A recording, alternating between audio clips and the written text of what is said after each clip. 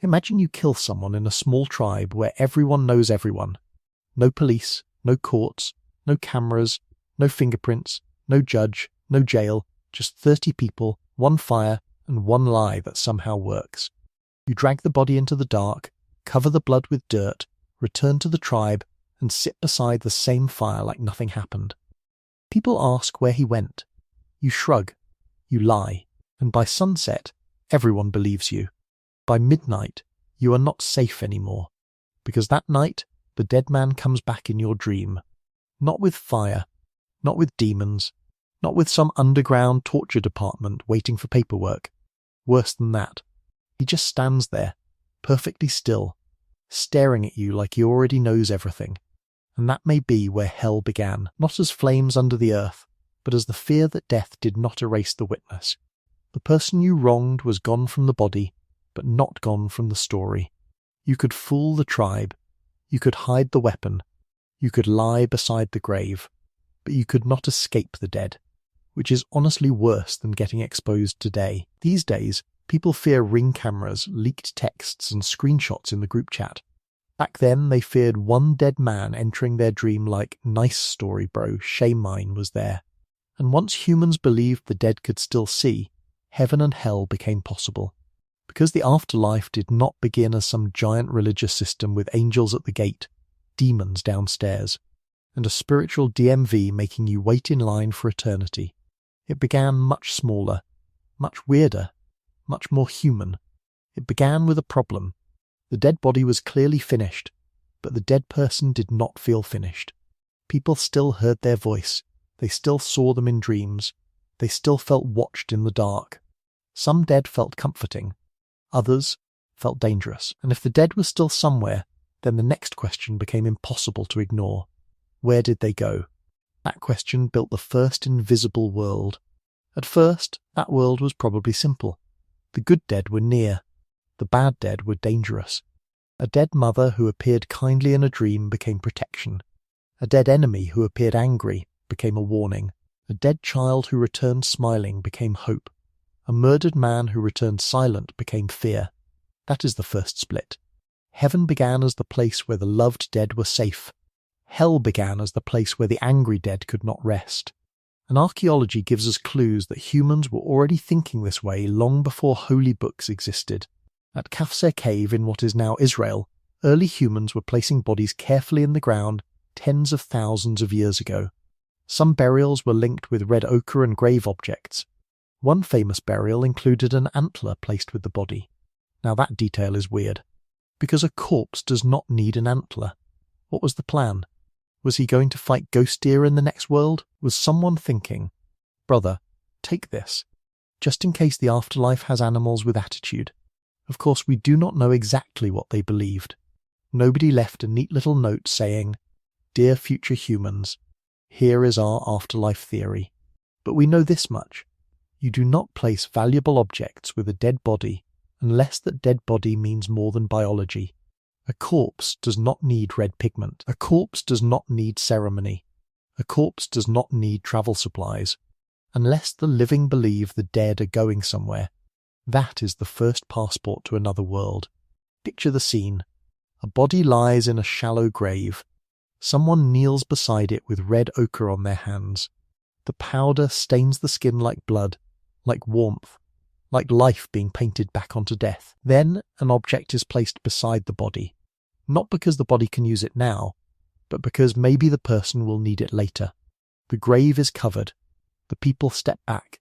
The dead disappear under the earth. But the object goes with them. That is not disposal. That is belief made physical. And once people began packing the dead for a journey, the afterlife became more than a feeling. It became a destination. And once there is a destination, humans immediately ask the dangerous question: who deserves the good one? The brave hunter and the secret murderer? Same destination? The kind mother and the tribe's professional food thief? Same room?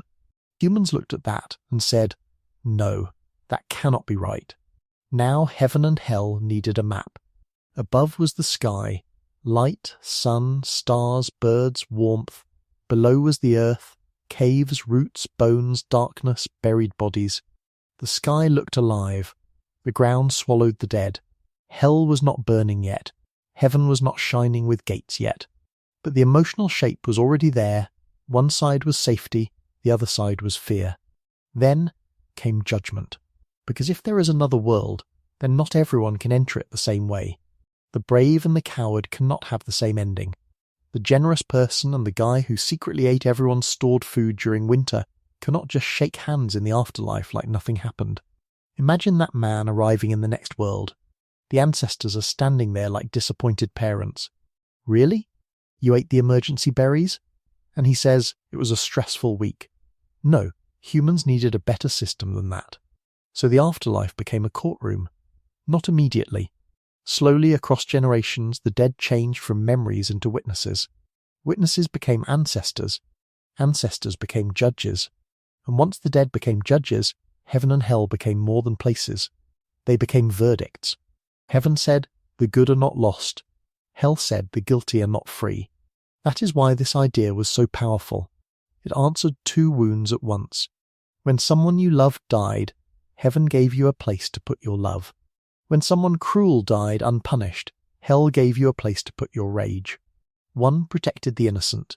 The other trapped the guilty. Together they made the universe feel watched. At Sungir in Russia, around 34,000 years ago, 2 children were buried with thousands of ivory beads, ochre, and carefully made objects. Think about that. Thousands of small beads shaped by human hands. Hours and hours of work. Then all of it placed into the ground with children who would never wear them again in this world. That is not decoration. That is a message. Every bead says, you still matter. Every object says, you are still someone. Every grave good says, the next world may recognize what this world has lost. And yes, humans have always been dramatic. Even 34,000 years ago, someone probably looked at the burial and said, no, the outfit is not complete. Add more beads. Some ancient family member was basically the first funeral stylist. But behind that almost funny thought is something deeply emotional. They were not dressing bodies for this world. They were preparing people for another one. That is heaven thinking before heaven has a name. Hell thinking grows from the opposite fear. What if the body is not buried correctly? What if the grave is robbed? What if the dead were betrayed? What if a murderer smiles at the funeral and sleeps peacefully beside the same fire as everyone else? That is when the dream becomes dangerous. The dead return angry. The guilty wake sweating. The tribe hears the story and learns the lesson. Do not think secret evil stays secret. The dead will know, and this is where heaven and hell stop being only about death and start controlling life. A living chief can be fooled. A witness can be silenced. A guard can fall asleep. But invisible ancestors never blink. That belief could make people share food, protect graves, and think twice before betrayal. Because now the dark was not empty anymore. The dark had eyes. But heaven had its own job too. It made grief survivable. Because prehistoric people were not just scared of punishment. They were also losing people constantly. Children died. Mothers died. Hunters died. Old people vanished in winter. Every fire had an empty place beside it. And without heaven, that emptiness was brutal. A child loses his mother. That night, he dreams of her near the fire. She is not angry. She is smiling. She looks warm, safe, almost alive again. The child wakes up crying, but not only from sadness, from relief. Maybe she is not gone. That dream gives love somewhere to go. It says the person who held you, fed you, protected you, and knew your voice did not become nothing. That is the emotional root of heaven, the hope that the people we love are still safe somewhere. Hell is the emotional root on the other side, the fear that people who did evil do not get to disappear peacefully. Heaven says love survives. Hell says guilt follows. Together, they answer 2 questions. Where did my loved one go? And will bad people ever pay? That is why these ideas survived. They made grief less empty. They made injustice less final. They made the universe feel like it had memory. Thousands of years later, this idea became much clearer. In ancient Egypt, the dead did not simply disappear. They travelled through a dangerous afterlife and faced judgment. The heart was weighed against the feather of Ma'at, the symbol of truth and balance. Imagine standing there while your own heart is placed on a scale. That is pressure. Today people panic when their phone battery hits 2%. Imagine your entire eternal future depending on whether your heart is heavier than a feather. That is the universe saying, let's see how much nonsense you carried inside. If the person was worthy, they could enter the field of reeds, a peaceful paradise with rivers, crops, sunlight, family, food, order, and peace. Heaven was not floating around doing nothing on clouds. It was life, but finally fixed. If they failed, the result was not peace. It was destruction, punishment, or being cut off from the ordered world. Now the old fear had become a system. The grave became a journey. The journey became a test. The test became judgment. Judgment created heaven and hell. And once judgment entered the afterlife, death was no longer just the end of breathing. It became the final scene of your character arc.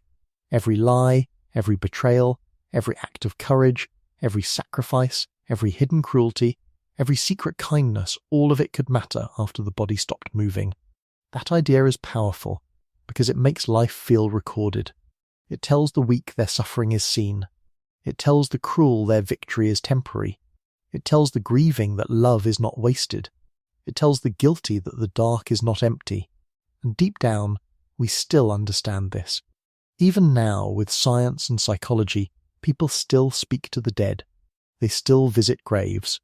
They still keep clothes, photographs, watches, letters, toys. They still say, "My father would be proud," or "My mother would be ashamed." Even people who claim they believe in nothing can still feel judged by someone who is no longer alive. That is ancient software. The same machine that made prehistoric humans feel watched is still running behind our eyes today. And here is a question for you.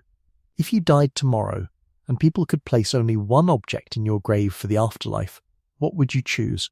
Be honest. Some people will say a photo, some will say a book, some will say a family ring, some will say their phone, and some guy in the comments will definitely say Wi-Fi router, which, honestly, is not the worst answer. Imagine reaching the afterlife and still having no signal. That might be the real hell. But jokes aside, the answer matters, because whatever object you choose reveals what you think survives you. Love, memory, identity, status, comfort, proof that you were here. That is exactly what ancient humans were wrestling with too. When they buried bodies with ochre, beads, antlers, tools, and ornaments, they were not just decorating death. They were asking, what part of us continues?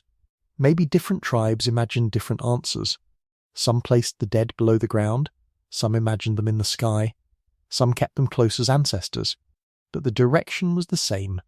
Death was not nothing. Death was movement. And once death became movement, heaven and hell were only a few steps away. A good destination, a bad destination, a place for love and a place for guilt. So who made prehistoric humans believe in heaven and hell? Not one priest, not one prophet, not one liar. The belief grew from graves, dreams, guilt, love, fear, and ritual. It grew from bodies buried with objects they could not use, from red pigment placed on silent skin, from children decorated with thousands of beads, from the human refusal to believe that death makes every story meaningless. The dead created the question. The living created the answer. If the dead we loved were still somewhere, that place became heaven. If the guilty dead could not escape what they had done, that place became hell. And before heaven had clouds, before hell had fire, before angels, demons, scriptures, and temples, there was only one person sitting beside a dying fire after a burial, staring into the dark, unable to shake one terrifying feeling. Someone is watching, and maybe, somewhere deep inside us, we still hope they are.